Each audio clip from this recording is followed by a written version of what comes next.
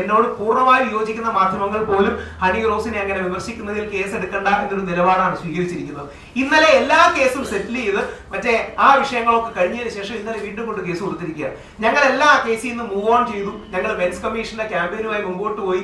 ഞാനടക്കം 3-4 ദിവസം മുമ്പ് വീഡിയോ ഒക്കെ ചെയ്ത് ഹണി റോസിന് നല്ലത് വരട്ടെ, ബോബി ചെമ്മണ്ണൂരിന് നല്ലത് വരട്ടെ, രണ്ടുപേരുടെ ലൈഫിൽ പുതിയ ചാപ്റ്റർ ആണെന്നൊക്കെ പറഞ്ഞ് പോയി. ആ എപ്പിസോഡേ തീർന്നു.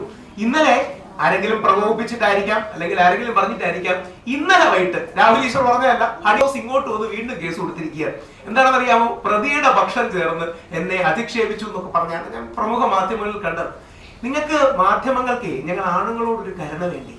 അങ്ങനെ ഈ വ്യാജ പരാതിയാണ് നിങ്ങൾക്ക് കേട്ടറിയില്ലേ? ഒരിക്കൽ പരാതി കൊടുത്ത് പോലീസ് പറ്റുള്ളൂ പറഞ്ഞല്ലേ, പോലീസ് ഇന്നലെ വീണ്ടും കേസെടുത്തു. ഇനി എന്തുകൊണ്ടാണ് പോലീസ് കേസെടുക്കുന്നതെന്ന് അറിയാമോ? അവർക്ക് അതാണ് സേഫ്.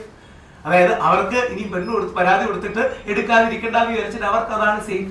എനിക്കെതിരെ വനിതാ കമ്മീഷൻ കേസെടുക്കാൻ പറയുന്നു, യുവജന കമ്മീഷൻ കേസെടുക്കാൻ പറയുന്നു. ഇന്നലെ വീണ്ടും എനിക്കെതിരെ അങ്ങനെ വ്യാജ പരാതി വന്നതിൽ ഹണി റോസ് എന്താണ് ആ കേസ് എങ്ങനെ നടത്തണമെന്ന് ഹണി റോസും തീർച്ചയായും അറിയണം. വീട്ടിന്റെ സൗകര്യത്തിൽ അവരുടെ മൂഡിനനുസരിച്ച്, അല്ലെങ്കിൽ അവരുടെ വികാരം വരുന്നതിനനുസരിച്ച്, അവരുടെ തോന്നലിനനുസരിച്ച് ആർക്കെങ്കിലും എതിരെ പരാതി കൊടുത്താൽ അതങ്ങ് ഈസിയായി പോകാം എന്ന കരുതൽ ഹണി റോസിന് വേണ്ട. അതുകൊണ്ട് ഈ കേസിന്റെ അറ്റം വരെ പോവുകയും ചെയ്യും. ക്രിമിനൽ ഡിഫമേഷൻ കംപ്ലൈന്റ് എനിക്കത് പറയാൻ റൈറ്റും ഉണ്ട്. കാര്യം ഹണി റോസിന്റെ ഇൻസ്റ്റാഗ്രാമിലെ പോസ്റ്റിൽ രാഹുൽ ഈശ്വർ ഓർഗനൈസ്ഡ് ക്രൈമിന്റെ ഭാഗമാണ്